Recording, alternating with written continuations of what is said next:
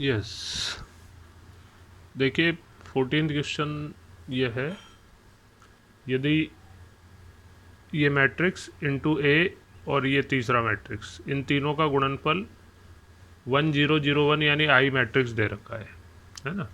तो हम मान लेते हैं जैसे इसको बी मैट्रिक्स है और इसको सी मैट्रिक्स है, तो ये जो दी गई समीकरण है वो हो गई बी ए सी बराबर आई मैट्रिक्स। ठीक है, अब इस समीकरण के दोनों पक्षों में बी इनवर्स का और सी इनवर्स का, बी इनवर्स का आगे और सी इनवर्स का पीछे की तरफ गुणा करने पर, क्योंकि गुणनफल क्रम विनिमय होता है ना, इसमें क्रम विनिमय का नियम लागू होता है, वो उसका चक्कर है, क्रम विनिमय नियम, हाँ आगे पीछे नहीं कर सकते ना गुणा।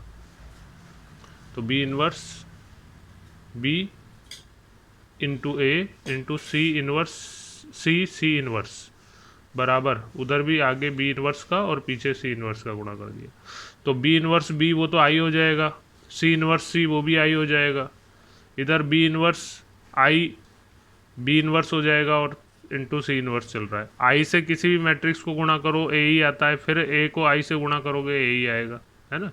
तो ए बराबर है बी इनवर्स और सी इनवर्स के इक्वल, है ना। तो इस तरह से B inverse into C inverse के बराबर है ये ए।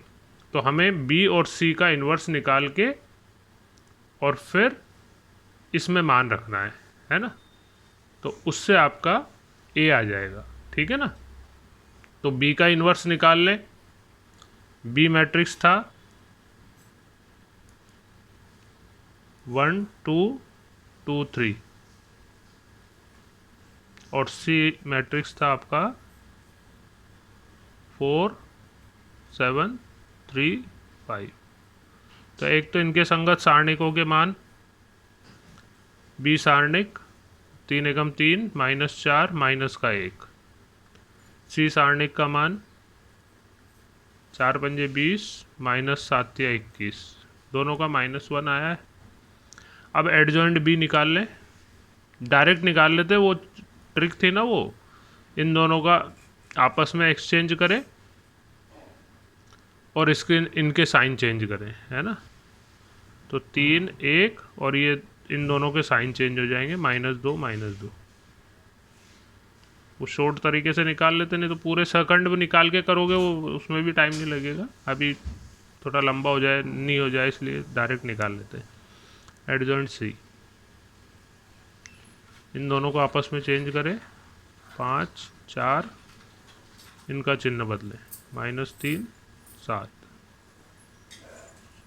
ठीक है, तो बी इनवर्स आया आपका 1/a सारणिक का मान एडजॉइंट बी, 1/b सारणिक का मान एडजॉइंट बी,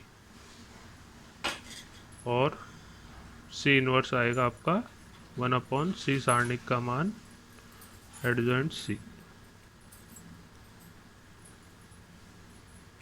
बी इनवर्स बराबर, बी सारणिक का मान भी -1 था, सी सारणिक का मान भी -1 था, है ना। तो -1 एडजॉइंट बी 3 -2 1, और सी इनवर्स, सी सारणिक का मान भी -1 था, 5 7 -3 4, -1 को अंदर गुणा कर दो, बी इनवर्स -3 2 2 1 माइनस का, और सी इनवर्स -5 -7 3 -4। ठीक है, अब अपनी समीकरण 1 से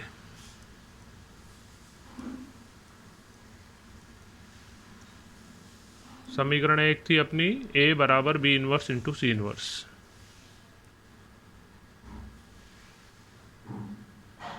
तो बी इनवर्स सी इनवर्स आई गए अपने, -3 2 2 -1, सी इनवर्स इंटू -5 -7 3 -4। अब इनको गुणा कर दें,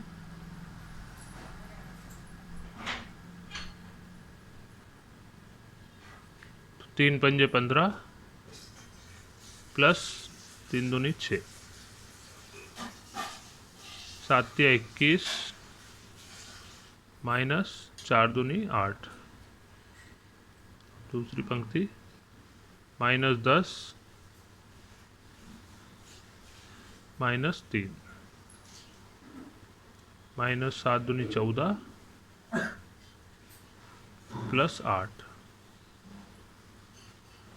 तो ये आया आपका 15 और 6 21, 21 में से 8 गए तो 13 माइनस 13 और 14 में से 8 गए तो 6, ये आपका आंसर है।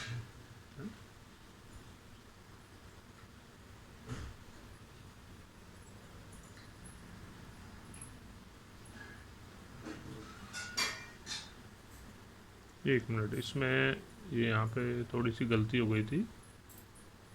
ये सी एडजॉइंट सी निकाला था ना, उसमें ये मुख्य विकर्ण के चिन्ह बदलने थे, है ना। वो मुख्य विकर्ण के तो अवयव बदल दिए थे और इसके साइन चेंज किए थे, तो वो -7 लिखना रह गया था, है ना। तो खैर ये आ रहा है अब आपका ठीक करने पर -7 ये आया है ना। 15 माइनस प्लस 6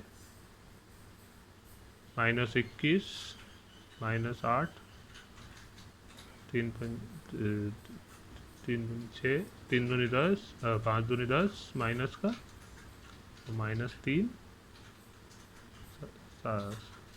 7 दूनी 14 और प्लस 4 21 29 माइनस 13 और 18, ये आपका आंसर, ठीक है।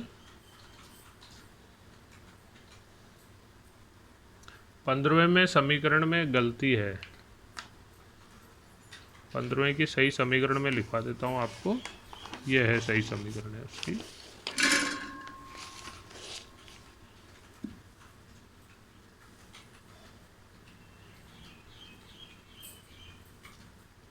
x plus Y plus Z बराबर 2, x plus 2y minus 3z बराबर 13 और 2x minus Y plus 3z बराबर -7, ये है समीकरण, है ना। तो ए मैट्रिक्स जो दे रखा है ना, वो इसी का है, वो इसी का ए मैट्रिक्स है। 1 1 1 1 2 -3 और 2 -1 और 3, ठीक है ना। फिर वो ये इनवर्स निकल जाएगा, ठीक है। 16वां प्रश्न है आपका,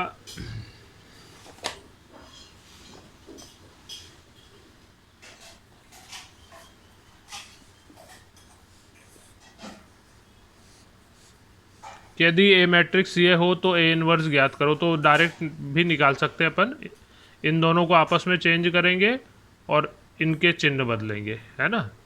ए इनवर्स निकाल दें, एडजॉइंट निकल जाएगा वो, और फिर ए इनवर्स निकालोगे ए सारणिक का मान, तो ए इनवर्स तो वो आ जाएगा जैसे निकालते हैं वैसे आ जाएगा, है ना। ए 1/a सारणिक का मान एडजॉइंट है से। फिर ये सिद्ध करवा रहा है आपसे, सिद्ध करो a इंटू ए इनवर्स बराबर a² plus BC plus 1 into I बराबर a इंटू ए मैट्रिक्स, है ना। तो RHS लेना इसका, ठीक है ना। ये 1 है, ये आई नहीं है, एक है, एक।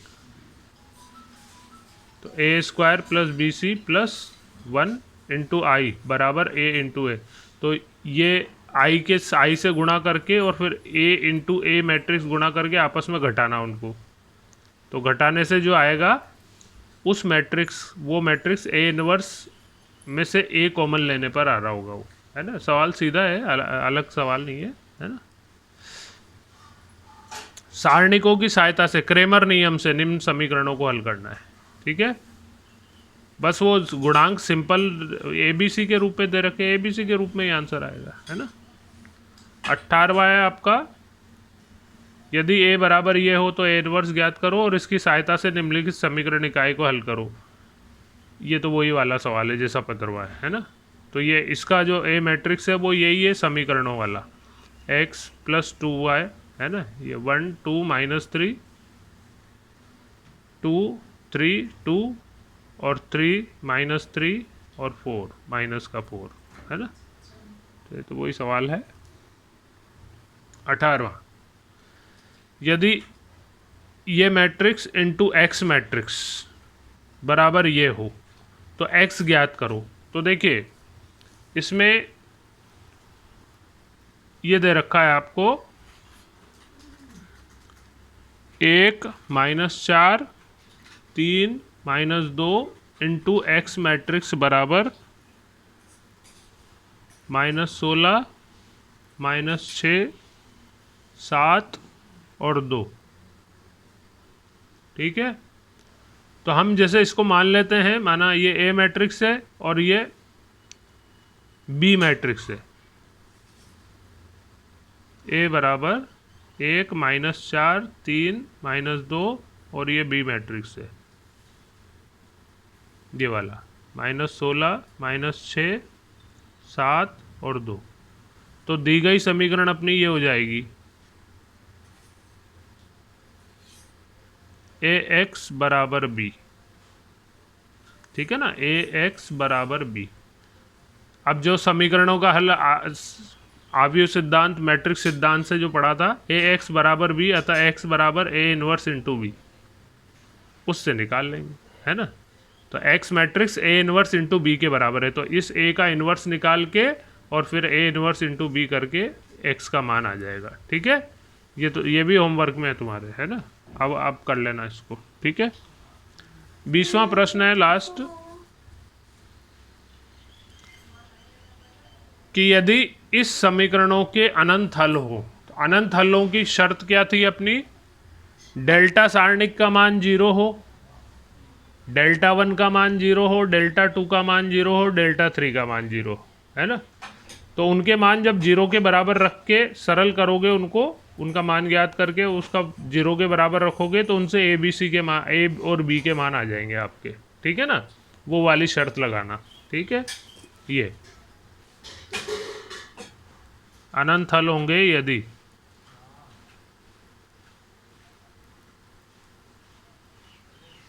डेल्टा बराबर 0, डेल्टा 1 बराबर 0, डेल्टा 2 बराबर 0, डेल्टा 3 बराबर 0 है ना। तो इनको या तो 0 मान ही आ रहा होगा, जिसका मान 0 आ रहा हो, जिसका मान 0 नहीं आ रहा हो, ए बी के रूप में आ रहा हो, उसको 0 के बराबर रखते वो समीकरण हल करते ए बी के मान निकल जाएंगे है ना। वो ए और बी के मान पूछ रहा है। ठीक है ना, तो ये है आपके, ये कंप्लीट है। अब इसका टेस्ट देना है आपको है ना। आज होमवर्क करके बता दो कंप्लीट, फिर टेस्ट लेंगे है ना।